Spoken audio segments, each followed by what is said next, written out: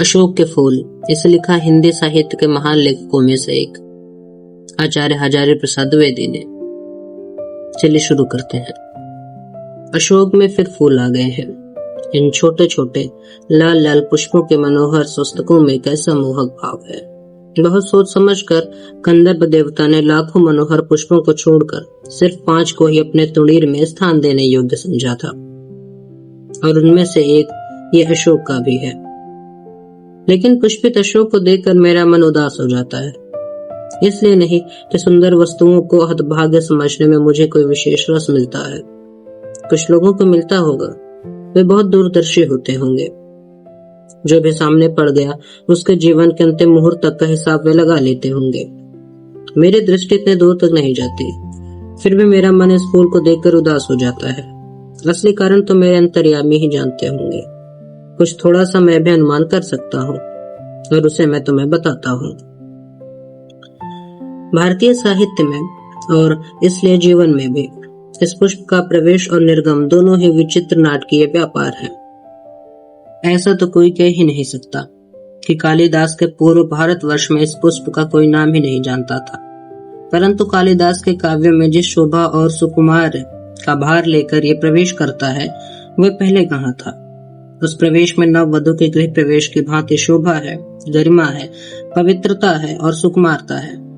फिर एकाएक मुसलमानी सल्तनत की प्रतिष्ठा के साथ ही साथ ये मनोहर पुष्प साहित्य के सिंहासन से चुपचाप उतार दिया गया, जिसका नाम तो लोग बाद में भी लेते थे, पर उसी प्रकार से जिस प्रकार बुद्ध विक्रमादित्य का। अशोक को जो सम्मान कालिदास से मिला वह अपूर्व था। सुंदरियों के असंजनकारी नूपुर वाले चरणों के मृदु आघात से वह फूलता फलता था, कोमल कपोलों पर कर्णावतंस के रूप में झूलता था और चंचल नील अलकों के अचंचल शोभा को 100 गुना और बढ़ा देता था। वह महादेव के मन में क्षोभ पैदा करता था, मर्यादा पुरुषोत्तम श्री राम के चित्त में सीता का भ्रम पैदा करता था, और मनोजन्मा देवता के एक इशारे पर कंधों पर से ही फूट उठता था। अशोक किस कुशल अभिनेता के समान झम से रंगमंच पर आता है और दर्शकों को अभिभूत करके खप से निकल जाता है। क्यों ऐसा हुआ?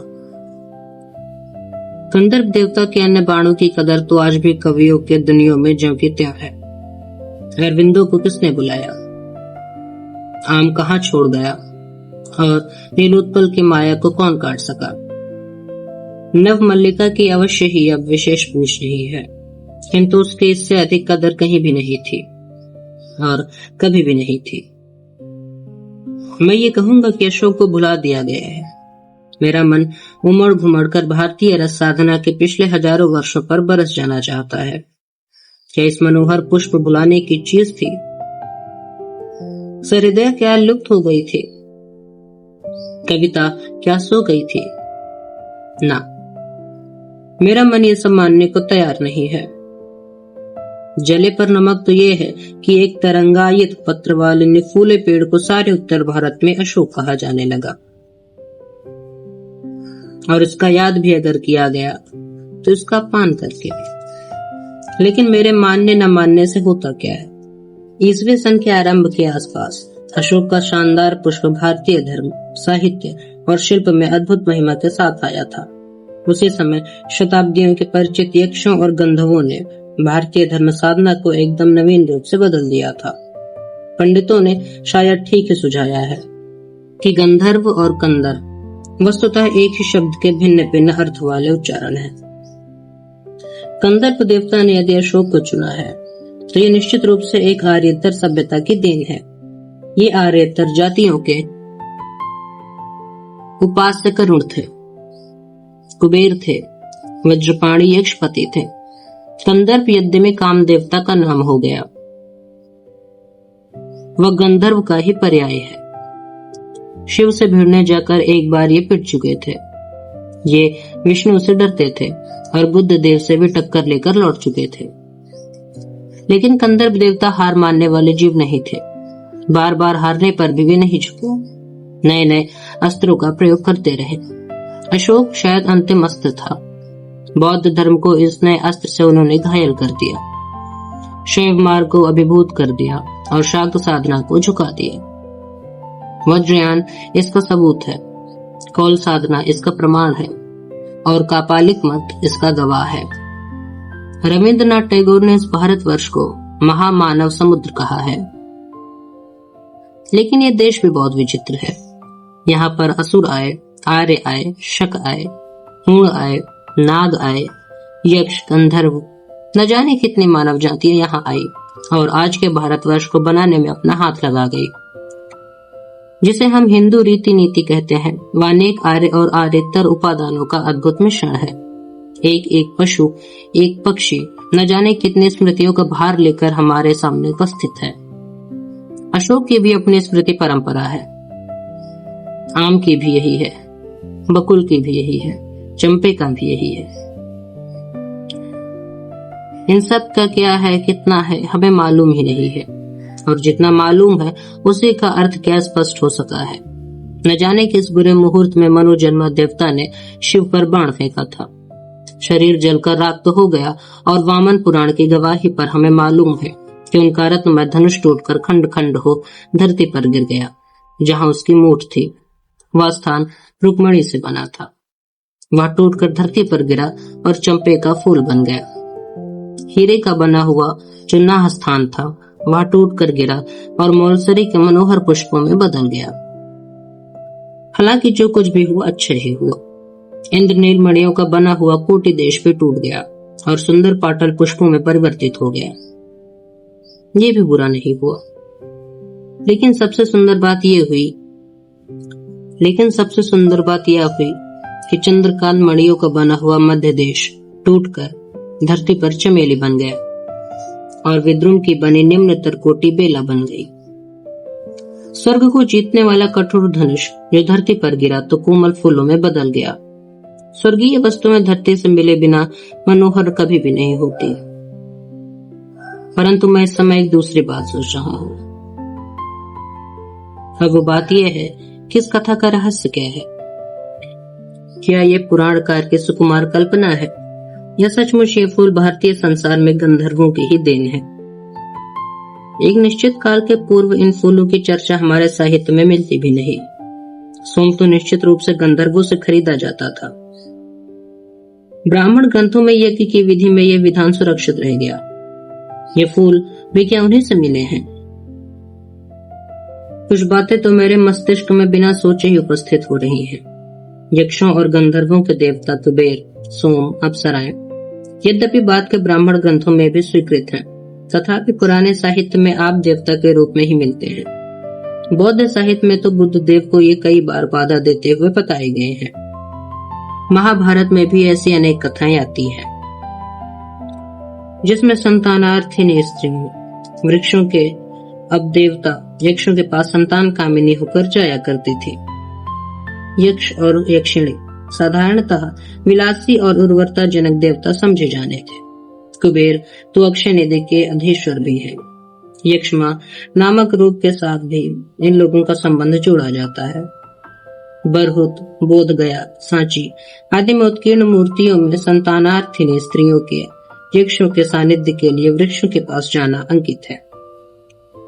इन वृक्षों के पास अंकित मूर्तियों की स्त्रियां प्रायः नग्न हैं, केवल कटि देश में एक चौड़ी मेखला पहने हैं। अशोक इन वृक्षों में सर्वाधिक रहस्यमय है। सुंदरियों के चरण ताड़न से उसमें दोहद का संचार होता है और परवर्ती धर्म ग्रंथों से यह भी पता चलता है कि चैत्र शुक्ल अष्टमी को व्रत करने और अशोक की 8 पत्तियों के भक्षण से स्त्री की संतान कामना फलवती होती है। अशोक कल्प में बताया गया है कि अशोक के फूल 2 प्रकार के होते हैं, एक सफेद और एक लाल। सफेद फूल तो तांत्रिक क्रियाओं में सिद्धिप्रद समझकर व्यवहार होता है और लाल स्मरण वर्धक होता है। इन सारी बातों का रहस्य ही क्या है। मेरा मन प्राचीन काल के आकाश में दूर तक उड़ना चाहता है, लेकिन इसके पंख कहाँ हैं? ये मुझे प्राचीन युग की बात मालूम होती है। आर्यों का लिखा हुआ साहित्य ही हमारे पास बचा है। उसमें सब कुछ आर्य दृष्टिकोण से ही देखा गया है। आर्यों से अनेक जातियों का संघर्ष हुआ। कुछ ने उनकी अधीनता नहीं मानी, वे कुछ ज्यादा गर्वीले थे। उनमें संघर्ष खूब हुआ। पुराणों में इसके प्रमाण है। ये इतनी पुरानी बात है कि सभी संघर्षकारी शक्तियां बाद में देवियों ने जात मान ली गई। पहला संघर्ष शायद असुरों से हुआ था। ये बड़ी गर्वीली जाति थी। आर्यों का प्रभुत्व इसने कभी नहीं माना। फिर दानवों, दैत्यों और राक्षसों से संघर्ष हुआ। गंधर्वों और यक्षों से कोई संघर्ष नहीं हुआ। वे शायद शांति प्रिय जातियां थी। बरहुत, सांची, मथुरा आदि में प्राप्त यक्षिणी मूर्तियों का गठन और बनावट देखने से यह स्पष्ट होता है कि ये जातियां पहाड़ी थी। हिमालय का देश गंधर्व, यक्ष और अप्सराओं की निवास भूमि है। इनका समाज संभवतः उस स्तर पर था जिसे आजकल के पंडित पुनालुआन सोसाइटी कहते हैं, शायद इससे वैदिक आदिम। परंतु वे नाच गान में कुशल थे। यक्ष तो धनी भी बहुत थे। वे लोग वानरों और भालुओं की भांति कृषि पूर्ण स्थिति में भी नहीं थे और राक्षसों और असुरों की भांति व्यापार वाणिज्य वाली स्थिति में भी नहीं। वे मणि और रत्नों का संधान जानते थे, पृथ्वी के नीचे गड़ी हुई निधियों की जानकारी रखते थे और अनायास धनी हो जाते थे। संभवतः इसी कारण उनमें विलासिता की मात्रा भी बहुत अधिक थी। वो वासनाओं में चूर रहते थे। परवर्ती काल में ये बहुत सुखी जाति मानी जाती थी। गंधर्व और यक्ष एक ही श्रेणी के थे, परंतु इनमें थोड़ी भिन्नता थी। किस प्रकार गंधर्व देवता को अपनी गंधर्व सेना के साथ इंद्र का मुसाहिब बनना पड़ा, ये बहुत ही मनोरंजक कथा है। पर यहाँ वह सब बातें पुरानी और क्यों रटी जाएं? प्रकृति यह है कि बहुत पुराने जमाने में आर्य लोगों के अनेक जातियों से निपटना पड़ा था, जो गर्वीली थी, हार मानने को प्रस्तुत नहीं थी। परवर्ती साहित्य में उनका स्मरण घृणा से किया जाता था और जो सहज ही मित्र बन गए उनकी प्रति अवज्ञा और उपेक्षा का भाव ही नहीं रहा। असुर, राक्षस, दानव और दैत्य पहली श्रेणी में तथा यक्ष, गंधर्व, किन्नर, सिद्ध, विद्याधर, वानर, भालू आदि ये सभी दूसरी श्रेणी में आते थे। परवर्ती हिंदू समाज इन सबको बड़ी अद्भुत शक्तियों का आश्रय मानता है। सब में देवता बुद्धि का पोषण करता है। अशोक वृक्ष की पूजा इन्हीं गंधर्वों और यक्षों की देन है। प्राचीन साहित्य में इस वृक्ष की पूजा के उत्सवों का बड़ा सरस वर्णन मिलता है। असली पूजा अशोक की नहीं, बल्कि उसके अधिष्ठाता गंधर्व देवता की होती थी। इससे मग्नोत्सव कहते थे। महाराज भोज के सरस्वती कंठाभरण से जान पड़ता है कि उत्सव त्रयोदशी के दिन होता था, यानी 13वें दिन। मालविकाग्निमित्र और रत्नावली में इस उत्सव का बड़ा सरस मनोहर वर्णन मिलता है। मैं जब अशोक के लाल स्तवकों को देखता हूँ तो मुझे वह पुराना वातावरण प्रत्यक्ष दिखाई दे जाता है। राजघरानों में साधारणतः रानी ही अपने सुनुपुर चरणों के आघात से इस रहस्यमय वृक्ष को पुष्पित किया करती थी। कभी कभी रानी अपने स्थान पर किसी अन्य सुंदरी को नियुक्त कर दिया करती थी। कोमल हाथों में अशोक पल्लवों का कोमलतर गुच्छ आया। अलग तक से रंजित नूपुर में चरणों के मृदु आघात से अशोक का पाद देश आहत हुआ। नीचे हल्की रुंझुन और ऊपर लाल फूलों का उल्लास हुआ। किसलयों और कुसुम स्तवकों की मनोहर छाया के नीचे ये स्फटिक के आसन पर अपने प्रिय को बैठाकर सुंदरियां अबीर, कुमकुम, चंदन और पुष्प संभार से पहले कंदर्प देवता की पूजा करती थी और बाद में सुकुमार भंगिमा के पति से चरणों पर वसंत पुष्पों की अंजलि बिखेर देती थी। मैं सचमुच इस उत्सव को मादक मानता हूँ। अशोक के स्तवकों में वह मादकता आज भी है। पर ये बातें पूछता कौन है कि इन फूलों के साथ क्या मामूली से स्मृति जुड़ी हुई है? क्या ये बस एक फूल है कि इनका कोई ऐतिहासिक वर्णन ही नहीं है? भारतवर्ष का सुवर्ण युग इस पुष्प के प्रत्येक दल में लहरा रहा है। कहते हैं दुनिया बहुत ही बड़ी भुलक्कड़ है, केवल उतना ही याद रखती है जितने से उसका स्वार्थ सत्ता है, बाकी को फेंक कर आगे बढ़ जाती है। शायद अशोक से उसका स्वार्थ नहीं सधा, क्यों उसे वह याद रखती? सारा संसार स्वार्थ का अखाड़ा ही तो है। अशोक का वृक्ष जितना भी मनोहर हो, जितना भी रहस्यमय हो, जितना भी अलंकारमय हो, परंतु है वह विशाल सामंत सभ्यता की परिष्कृत रुचि का ही प्रतीक, जो साधारण प्रजा के परिश्रमों पर पली थी।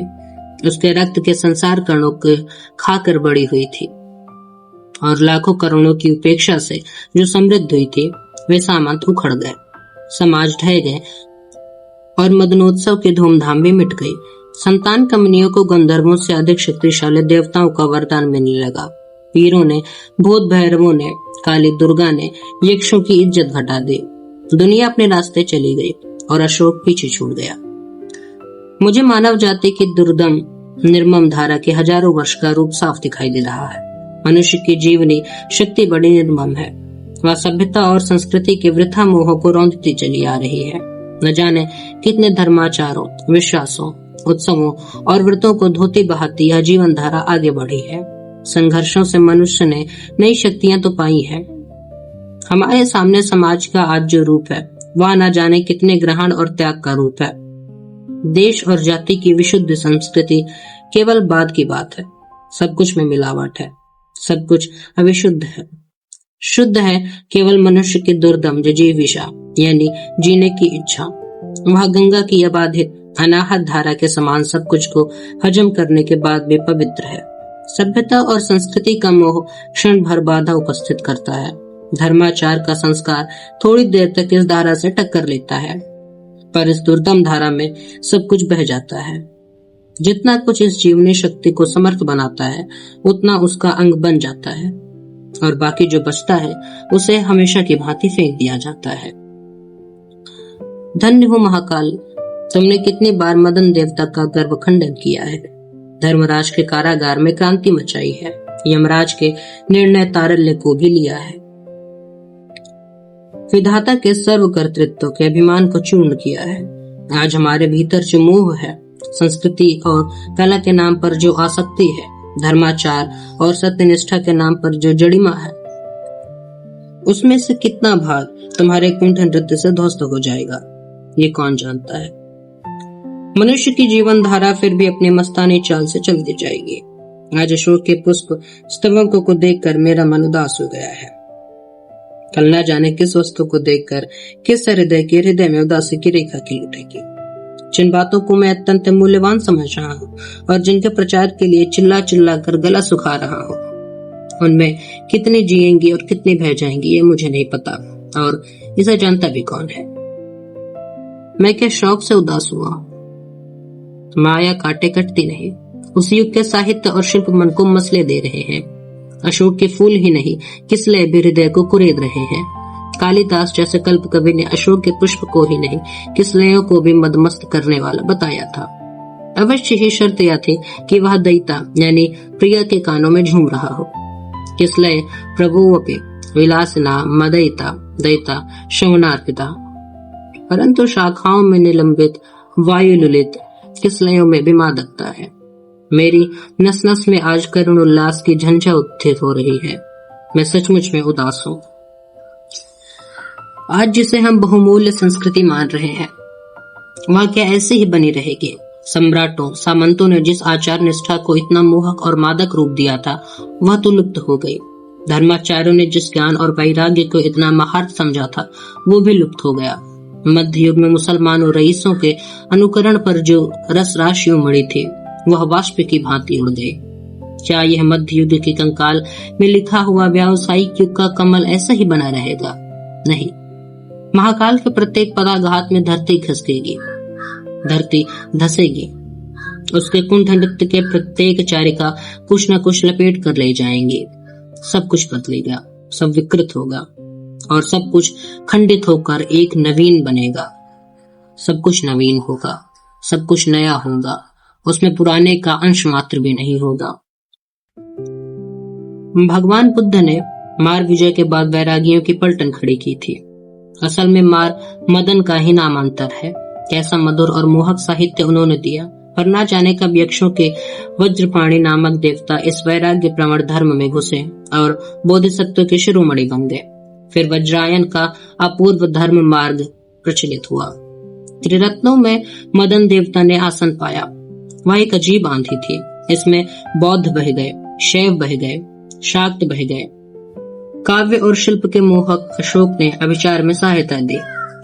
मैं अचरज से उस योग और भोग की मिलन लीला को देख रहा हूँ। यह भी क्या जीवनी शक्ति का दुर्दम अभियान था। कौन बताएगा कि कितने विध्वंस के बाद इस अपूर्व धर्म मत की सृष्टि हुई थी। अशोक स्तवक का हर फूल और हल दल इस विचित्र परिणति का परंपरा ढोए जा रहा है। कैसा झबरा सा जन्म है। मगर उदास होना भी बेकार है। अशोक आज भी उसी मौज में है जिसमें आज से 2000 वर्ष पहले था। कहीं भी तो कुछ नहीं बिगड़ा, कुछ भी तो नहीं बदला। बदली है तो बस मनुष्य की मनोवृत्ति, उसका मन, उसका व्यवहार और मनुष्य की कार्य करने की शक्ति। मनुष्य अब मादकता में ज्यादा धंस चुका है। मनुष्य अब विलासी होता जा रहा है। यदि बदले बिना वह आगे बढ़ सकती तो शायद वह भी कभी नहीं बदलती, और यदि वह ना बदलती तो व्यावसायिक संघर्ष आरंभ हो जाता, मशीन का रथ धर धर चल पड़ता, विज्ञान का सवेग धावन होता। अगर ये सब होता तो बहुत बुरा होता। हम पिस जाते। अच्छा ही हुआ जो वह बदल गई, लेकिन पूरी कहां बदली है, पर बदल तो रही है। अशोक का फूल तो उसी मस्ती में हंस रहा है। पुराने चित्र से इसको देखने वाला उदास होता है। वह अपने को पंडित समझता है। पंडिताई भी एक बोझ है, जितनी भी भारी होती है उतनी ही तेजी से डुबाती है। जब वह जीवन का अंग बन जाती है तो सहज हो जाती है, तब वह बोझा नहीं रहती। वह उस अवस्था में उदास भी नहीं करती। अशोक का कुछ भी तो नहीं बिगड़ा है। कितनी मस्ती में वो झूम रहा है। कालिदास इसका रस ले सके थे अपने ढंग से, और मैं भी ले सकता हूँ अपने ढंग से। अब उदास होना तो बेकार है। आचार्य हजारी प्रसाद जी जिस हिसाब से अशोक के स्थिति की व्याख्या करते हैं वह अत्यंत ही सोचनीय है। मैं आपसे इस पर कमेंट सेक्शन में आपकी राय मांगना चाहूंगा कि आपको क्या लगता है। हालांकि आज के इस एपिसोड में बस इतना ही। हम आपसे फिर मिलेंगे एक और बेहतरीन ऑडियो बुक के साथ, एक और बेहतरीन वीडियो के साथ। तब तक के लिए धन्यवाद। मैं सिद्धार्थ दत्तोरिन से।